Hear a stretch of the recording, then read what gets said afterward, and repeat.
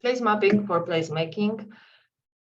Thank you, Hans, for the great title. So as Daniel mentioned to you, my name is Honorata. I am multidisciplinary designer, urban designer with architectural background, and I empower new and diverse voices. And I try to challenge the way we understand and we develop and design our cities. I am the founder of Urbanitarian, and I also have my own practice where I do the consultations and I do various projects. I also used to be a faculty member at Institute of Advanced Architecture in Catalonia, especially in the Master of Ecological Buildings and Biocities, where I am guest lecturer. We are placed here in the middle of Collserola Park, next to Barcelona. This is an immersive program where students live there during 1 year, 12 months, and they develop projects.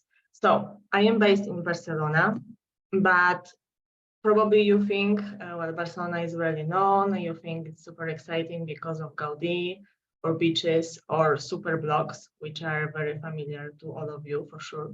But actually what is the most exciting for me talking about Barcelona is the fact that this is the city where the science of urbanization was born. It was done by Ildefons Cerdà. He is the designer of the expansion of Barcelona. So when he was living, the time that he was living in this old town of Barcelona, and you can see the villages around, this is how the city looked like while he was researching it and he was designing it in order to design all this expansion. No? But it's not even the design that is interesting, but what is interesting is that he did this enormous work. He was a crazy guy who researched a lot. So he was the first person who actually researched all the facts and all the data about the city. So for example, how many streets there are, how wide they are, how many people live on the streets, with how many people in the apartments, how many square meters per person, how many cubic meters, what are the professions in the cities, and all this data, actually big data that he did, but he did it manually. He put in these 3 volumes of the books that is the General Theory of Urbanization. With IAG, with Institute of Advanced Architecture, we had this possibility to translate this book to English and present it in Harvard a few years ago. You can also see all the data that he did in the digital platform where it is presented in a visual way and even in 3D. So what is very interesting about the fact that, first of all, he made our profession a science, but also what he did, he actually measured well-being. So he was the first person who to figure out how to design the cities so that the cities will be for people. And he was thinking about the well-being when this word didn't exist yet. So for example, he designed the sections of the streets, this champras, so the crossings that everyone knows very well, but also he designed places. So designed public spaces, places to sit, to rest, to relax. And these places usually they took over the space of the inside of the blocks, these open patios. Unfortunately, this is the, I think, only idea of Cerdà that didn't survive. And 90% of people who live in Barcelona now in Eixample have this view from their window. So these places were supposed to be places, no? These spaces were supposed to be places, but unfortunately they were in 90% privatized and now are all built up and are not public at all. So this is what most of us see from our windows. Also talking about the streets, there are some things to do. For example, these are kids playing after school. So it's not only about the patios, but also about the regeneration of the streets in Barcelona. Going back to me, because I want to explain you who I am, because I think that placemaking and places are personal thing. I want to also explain to you that last 5 years I used to work with Vicente Guayart, and together we were doing projects in China. So most of my professional work happened over there, which I'm very grateful, because it was possible for me to touch a lot of subjects. As you know, in China, they are very accelerated, so the projects go very fast, and I could do different subjects, either regeneration of the industrial areas, new districts, new cities, coastline areas, and so on. So the scale is much different than what is happening in Europe.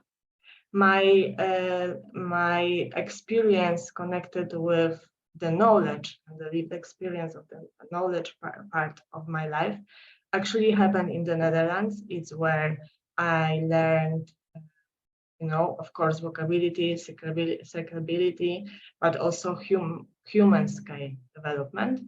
And adding to add my upbringing in Soviet and post-Soviet Poland, where there was a lot of space, literally a lot of space for the development of public space, because it was, as you see, it was emptiness, huge emptiness. Adding to this, this area of my life and this area of Europe, it's also very interesting. But of course, we have super good examples like the street, Mariacka Street in Gdańsk, that I think every placemaker knows. I also am a woman, and this is how I was born, and I wanted to show you this street, this example with women represented on the street, because also with my upbringing in Poland, I want to show you I was not represented in public spaces, so also I perceive it much differently than I guess most of the men. These are, for example, this is a map of all the statues in Warsaw, and 111 of them are of men, 20 are of animals, and 7 are for women. But I have a good news, because guys, they get off their high horses, and at least with a time, they go down to the earth and they become humans as well.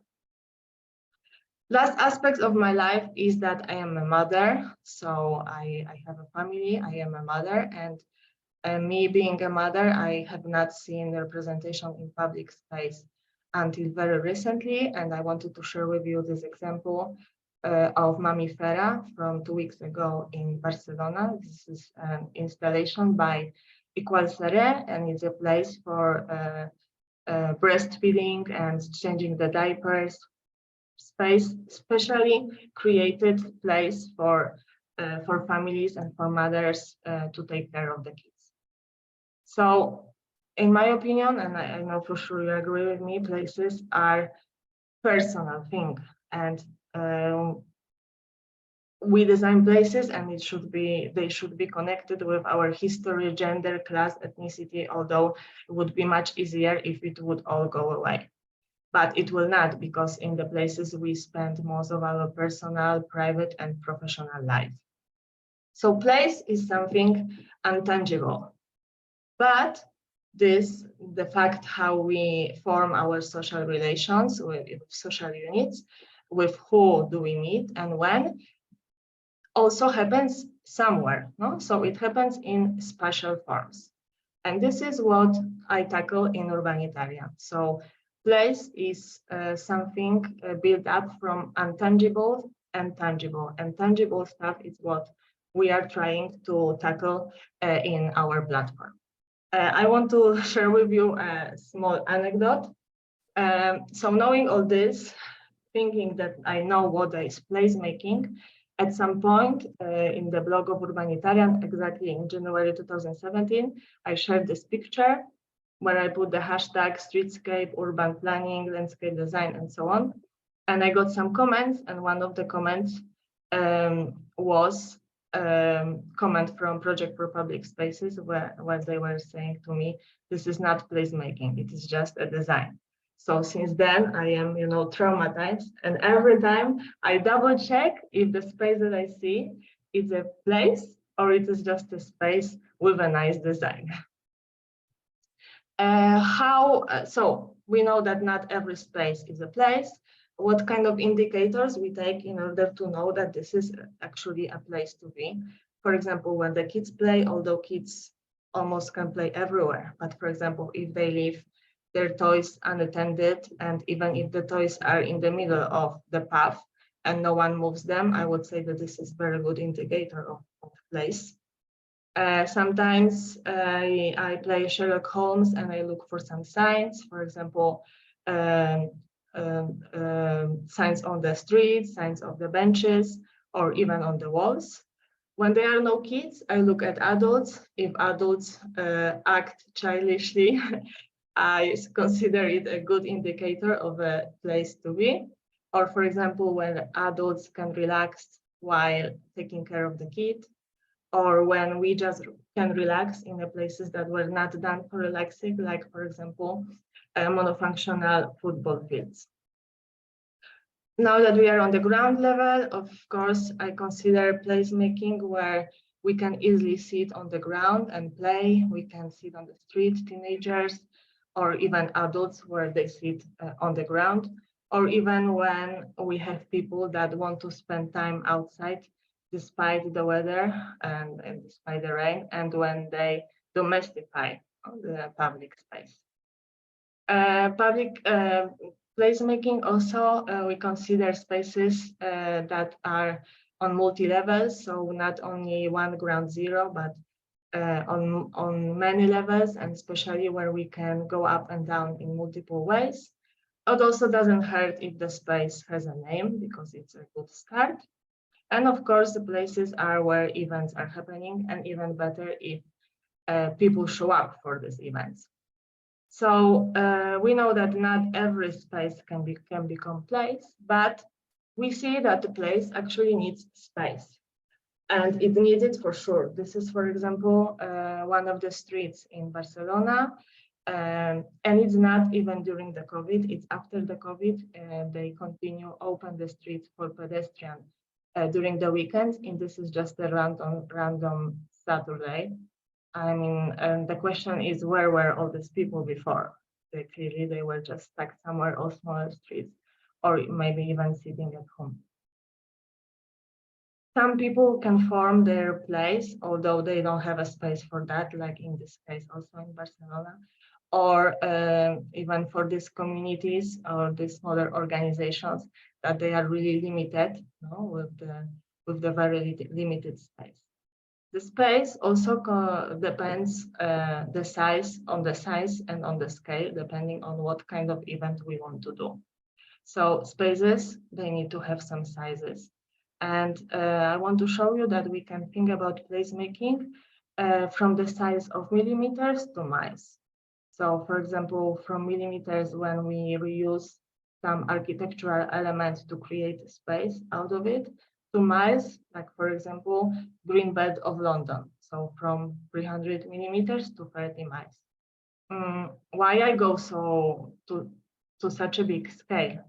Because even if in the big scale, we think about places. For example, the structure plan of Moscow, where they went with this idea of one central place, in the middle.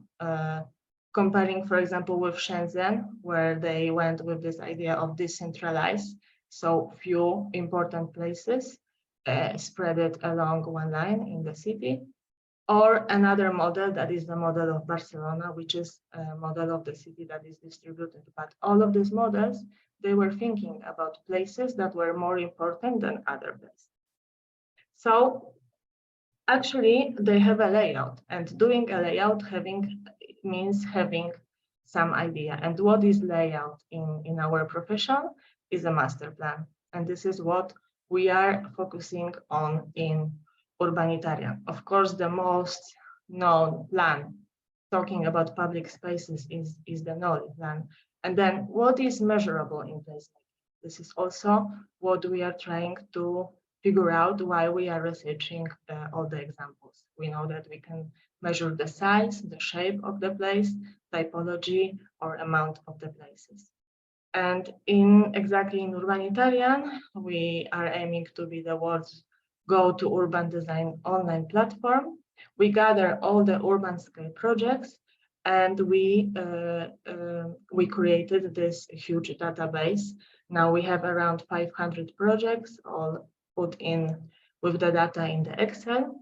And I want to also tell you what actually Urbanitarian means, that maybe you will remember better the name. Urbanitarian was the word used by George Osborne. He was an urban designer during the times of garden cities, and he colloquially called people living in huge housing developments in excessively high densities. So actually we are all now urbanitarians because we know that most of us lives in the cities. So in our platform, every project is described in 3 different ways. So when we consider one project and when we start to have it in the database, you can search it or you can experience it through master plans, through streetscapes, and through urbanscapes. I would like to share with you very quickly how the platform works, because we have a new prototype that will be online next month. So when you will enter to the platform, you can choose master plans, streetscapes, or urbanscapes. You can also choose, you have a lot of filters where you can search even in more detail what you are looking for. So I just click something, the sizes, if it's built, unbuilt, who is the author of the country, and then I have some amount of results.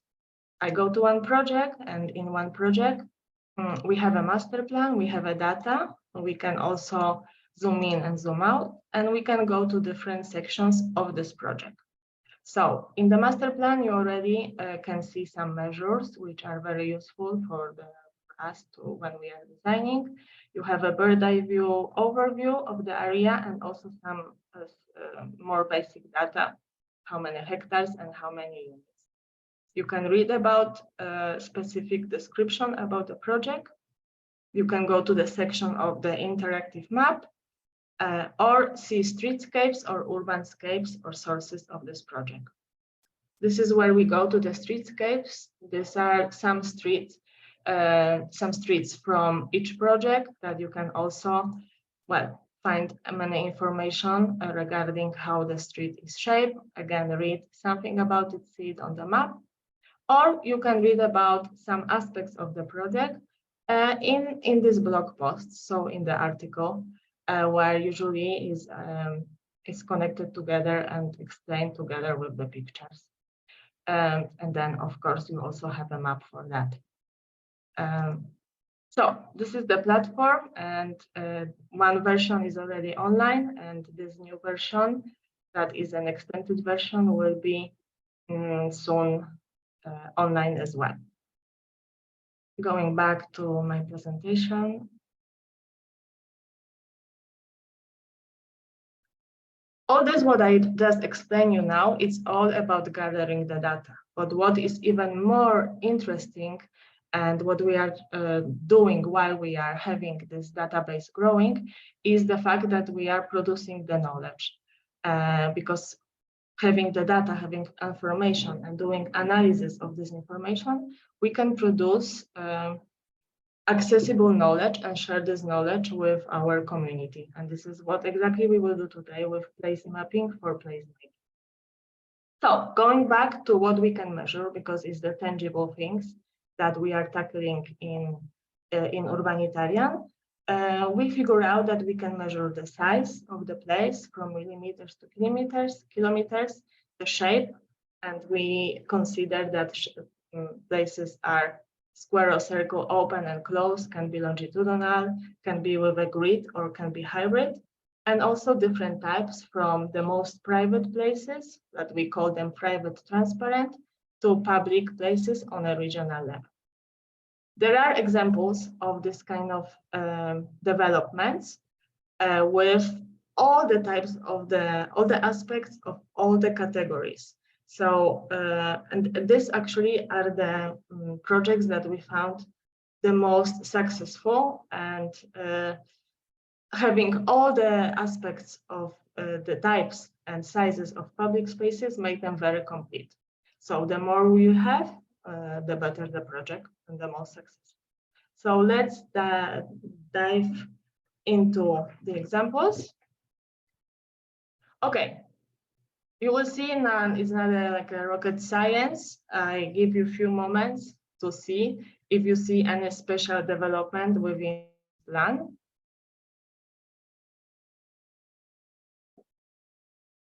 We have it here, very simple. I mean, it's a development and they wanted to break, you know, with this idea of just cul-de-sacs, huge private gardens and streets just for cars. And what they did, they designed houses, detached houses along around common public space. They have three types of spaces. One is this in front of the house. Then they have semi-private two spaces for gardening and for gathering. And then they have the semi-private space in the middle. Also, you know, to overlook kids playing and having birthdays and doing other things. I mean, not so bad. There is a street that could be considered a place, although maybe it's not such a great example, but this is something. Lacking here is the connection with the bigger structure, because this is just place for this space, is not connected with the surroundings, so could be better. Another example of placemaking, place-led development is this project in Switzerland. It also is developed around common space, but in this case, it is not an enclosed and not a triangle or circular shape, but it's what they call an alley.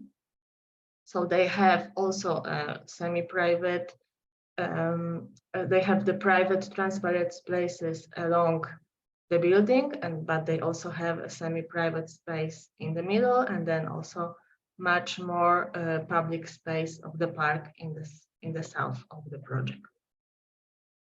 When we see the design, we see streets as a place, no? The street that is not dangerous, is open for kids to play, and also permeability to private apartments, and also different levels and things happening on the ground floor. Because in this case, these are apartments. Comparing to the previous development, here they have the possibility to actually put on the ground floor other functions so that they make the space much more complete. What is interesting in this project is they actually also have this public park in the south that I mentioned before. And because all this development is done with the participatory processes, what they propose here is that they don't design the park yet. They leave park as it is for a few years, and after a few years, together with inhabitants, they will figure out what actually is needed in the park. So during these few years, residents can just use it as they wish. They can analyze it, they can think, they can see during these many months, what kind of events they would like to do there. And later on, together with the designers, they will make a final design. Another example with the alley, so with a public space that is enclosed and more in a bit longitudinal way. This one is in Cambridge in UK. We can see very well how this kind of developments were built until now. So very typical cul-de-sacs, only private gardens, streets just for cars to enter and to park. And on the right, we see a new development, which was thought with a place as a principle. This is a co-housing project, and what they have, again, they have a transparent entrances to the private apartments. They have a semi-public space as an alley. They have a semi-public park and a public park over here. This is another project. We see here the street from top, the street that gives a lot of space for different activities like sitting, talking, playing, walking. Also, we can measure this place starting from millimeters because the size of the benches were thought through this privatization, a bit of entrances, but at the same time, transparency and permeability. And then kids can play, we can talk, we can socialize.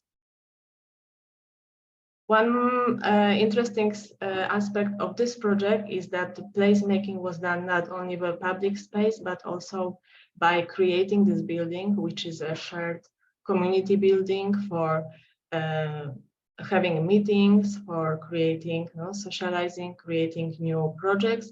As well, they have a kitchen to cook together and also flats to rent in upper floors, as the flats that they have over there are smaller.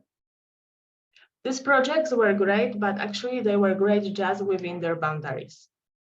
Now we go a step further and we enter to the projects that are thought with the places, but also are connected with the surrounding. So for example, this is a Lime Tree Square in Street in Somerset in UK. And what occurs here is that the main places, semi-private places of the neighborhood are created along the path. So first of all, this development provides two types of paths. One is more direct through the development, and one is not so direct and it's a bit curvy. And this one passes three different squares, the big one, and then the three smaller ones. In this way, we have this hybrid type of place because it's not just a street as a space and it are not just three squares separately. So it's this hybrid of a longitudinal, squarish, and at the same time, it's a connection as well. Here also we have three other types of sizes, which is also this private, transparent, and semi-public or almost public. When we go to the street level, we can see that again, we can measure from millimeters, having this furniture, benches to sit in front of the entrances and other types of benches and space that is flat, calm, and is not dangerous. Another project like that, also with the main space being a street, this hybrid type of street that is a connection with the surrounding. In this case, it is done with the playable street, it is called, which is completely closed for the traffic, and there are a lot of elements to play together for elderly people, for kids, and also for the nature. In this project, this is the street that we were talking about, but also we entered to talk about the idea of the courtyards. So courtyards are another type of making places that can become very successful. These courtyards here also are very multifunctional. There are a lot of projects like that. This is another one in Sweden where you already see this third level. We have one main big square in the middle. We have a path that goes all around the neighborhood. Along this path are this number two, like a private, semi-public squares. And then they are much more private, although still open courtyards for each of the developments. This is how it looks like from the top. So every cluster was done around public space. This is another example, this time from Poland. There are a lot of examples of urban scale neighborhoods from Soviet times in Poland, where actually our place led. This is one in Warsaw, where you see that three main places that are here in black rectangle are places to be. And these are, let's say, semi-public places. And then the one with dots are smaller places for kids to play. They also took into account the participatory process, and even this funny drawings where kids could choose few of them by number, which types of things they like to do. Another similar example with the squares, this is Switzerland.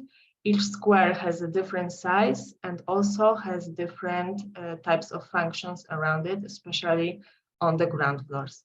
In this place-led development, again, we go almost to the scale of millimeter, and again, this transparency to private places is also very important and adds a lot to the development.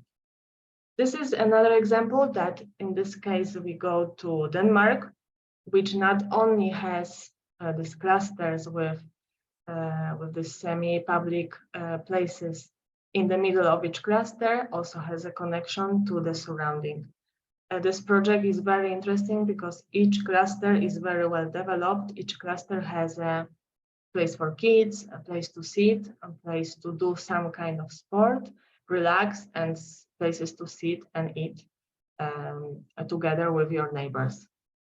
The other aspect is this, again, this hybrid space that is longitudinal, at the same time is a connection, and also passes different squares, which give you different functions and possibility to do different types of activities. We go to Malmo. Of course, this is one of the first sustainable projects. It's very well known.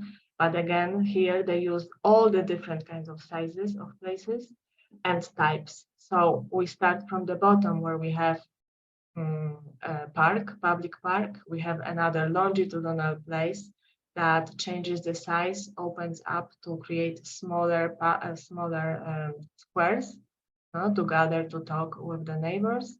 Then we have even more private one that goes through all the clusters.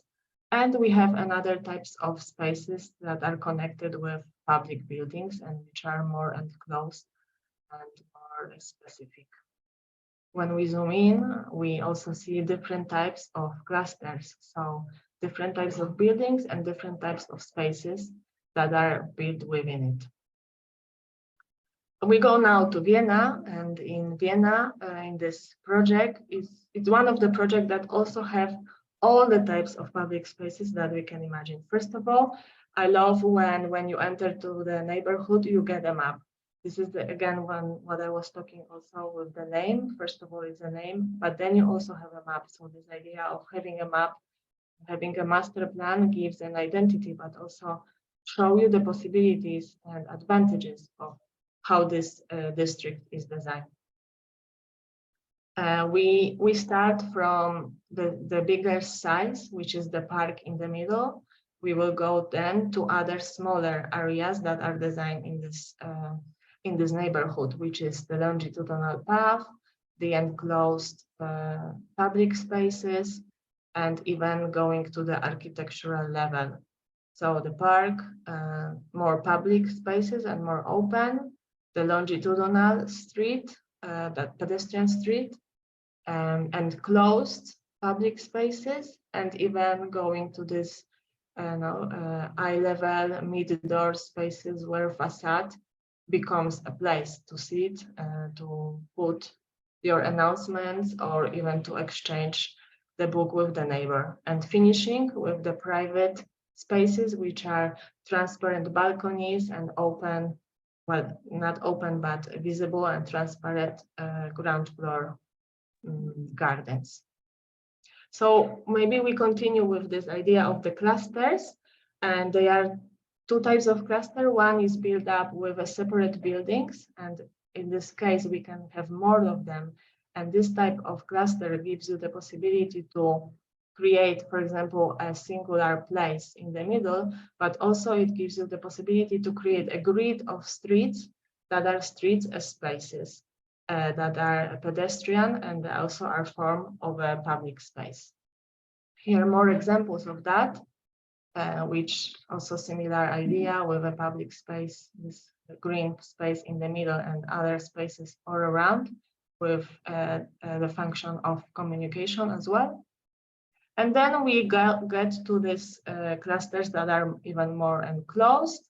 Sometimes you pass through the middle of the building, and sometimes all the cluster is closed and you go through the ground floor. The interiors, again, these examples are from Copenhagen. They are so many of them. They are super interesting. You can really just go around and look what they are designing over there in the middle. But after looking at the examples, again, it's very important to zoom out, because just having this kind of places, which is the same size, the same type, in one big neighborhood will not be as successful as creating, again, the variety of the place. I will show you the difference between two projects which are in this built in this way of the enclosed blocks. One is from Warsaw and one is from Poland, and one is much better and one is much worse. These two projects, they have the same amount, more or less the same amount of inhabitants and the same amount of square meters. Okay, so are very good projects to be compared. On the left, we have Warsaw. You see, this is all housing, all the same size, all the same heights. All the interior courtyards are enclosed and are private. The streets are all for traffic. Here we go to Bordeaux. This is a Ginkgo neighborhood. It's the same size. It's more or less the same scale. And we see a lot of differences. First of all, the variety of buildings, which always helps for visual effects. But even more importantly, all the interior courtyards are open or partly open, at least during the day. And each of the block is surrounded by different types of street. So one block can have a water feature, can have a street to actually enter to the private parking, and also have a path. Comparing with, as a comparison, you can see this graph that we did at one point for the explanation of how it could work better. Adding to that, this green path that crosses whole project, it's again a very interesting shape of a public space, and that connects it with the surrounding. The longitudinal public spaces are also very diverse, especially of course, if they are planned very well. Now I would like to also mention what to put inside these courtyards, and I would start with this example. This is in Poland and is a neighborhood in the south of Poland that was designed for the workers of the factory. But what is beautiful about this project is that these courtyards were designed they were place-led, basically, because in the middle of each courtyard, actually, the most central spot that was designed in each courtyard was a place to bake bread. Okay, so having this place where you meet to actually make bread, so something the most basic for your daily life, I think it was something really beautiful. And then the other boxes around are also for different functions. So with the modern examples, what we have is, for example, this project. This one is in Copenhagen, where we have this kind of semi-enclosed blocks. But then in the middle are these buildings which have different functions. One building is a shared workshop for doing something with wood or with metal. Another one is a kitchen and a space to rent and do your birthdays. Another one is co-working and so on. A lot of these modern courtyards that are place-led also create the spaces to meet, and not only outdoor, but also this, like in this case, these glass houses for the winter weather that is happening over there. This is this project that I showed earlier with these places, with these buildings that are places and actually are places as a destination. So if we talk about places as a destination, we can also go to bigger scale, and sometimes a whole development is a destination. So for example, this one in London Design District, that is that is over here.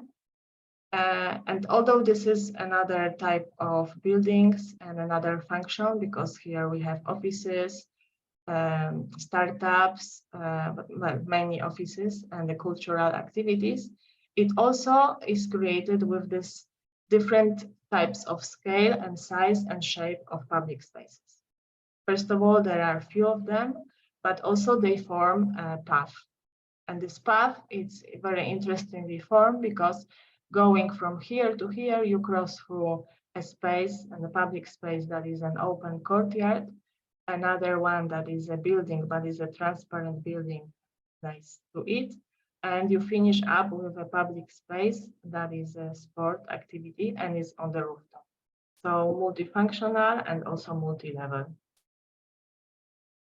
Another project, one of these huge projects that is a destination is the Plaza Glorias in Barcelona. It is also a place-led development, very complex. Well, this is how it looked like before. So just the traffic, huge crossing of a highway, elevated highway. And this is the winning project that predicted a lot of different types of spaces and places to gather to do different kinds of activities, and they were all connected with the types of buildings that happen around the place. So as we know, this is another tangible aspect that is built, where we have the market, the design hub, public housing, schools, and other cultural buildings all around. But even if we talk about smaller destination public spaces that during last years were renovated and they want to become a place to be, we see also some similarities. For example, we could see that projects from the past, even when the square has a good size, the space were mainly divided by two and was not a human scale. In the new developments and in the regeneration of this project, we see again multiple scales and multiple places to come addressed to different users. The same, this is one park in Barcelona, and then this one is another one that is more known in Copenhagen, where we see the same and all the same thinking and the same strategy in regeneration of this public. And now I would like to go to the bigger scale. So this is to the moment where I talking about public placemaking in miles. So these are these projects that are complete because they also are places that form another place that is of a bigger scale and that connects to another structure that usually is a green structure of the city. This is the Trapeze project in France, where all the public spaces form this line of greenery that follow the green, that surrounds all the area along the river. This is another project also in France. The main space in the middle of the area, it actually forms part of a larger green connection in the city. We can go even further. This is Helsinki. Helsinki has a lot of good placemaking strategies, and they are all within this green finger on a green wedge that actually goes up to 125 kilometers. This is the latest research that we are doing at Urbanitarian. So thinking about placemaking connected with the greenery and in the scale of the cities. And then also we have different shapes and different sizes, like what I said at the beginning, the green belt in London, these green wedges in Warsaw and other cities, or even the Randstad, which is a huge park in the middle of the whole Netherlands that can be compared with Collserola in Barcelona. To finish up, at the end, what we are trying to do is to define urban design, and placemaking is one of the most important aspects in urban design, and figuring out and taking all the aspects that we see on the way, going from bottom up to top down, from millimeters to miles, from something tangible and virtual and so on. At the end, I think I have just a few more minutes. I would like to just show you the advantages of the platform that we are creating and what happens because of that. Because of that, we have a faster exchange of knowledge. In every city, we have this kind of plans where that actually have a lot of good information, but of course we cannot search in other languages, no? And this kind of governmental websites are always difficult to figure out. So we are trying to create this one huge map of the globe where we can take the most interesting examples from all around and create this one governmental map with these examples. We share the shareable material, so with this new platform, it will be very easy for you to search what you are looking for. We are also trying to promote our discipline, because if you go to architecture, if you put architecture magazines, Google search, you will get around 100 million results. And if you look for urban design magazines, you get not even half of that. So it takes a planner to do things, and we are proud of being planners. We are also happy that they are new professions. Like a few months ago, New York City appointed first ever public realm officer. And we are not just only architects, urban designers, or town planners, but we are placemakers, urban data scientists, strategic planners, social value expert, or community officer, or social urbanists. And we are also raising awareness. So don't think only about your flat and your apartment, but also public space is your responsibility, and it's a place that you can do something with it. And we ask all of you, and we ask other companies to free your master plans so we can learn from them and to do it in public. To finish up, I want to share with you also that we open our metaverse space to facilitate even better and to give this possibility of the experience when we build some of the cases in 3D and in our Urbanitarian metaverse space. You will be able to see it, and also you can just enter and talk with people from our community. Thank you so much, and please follow us.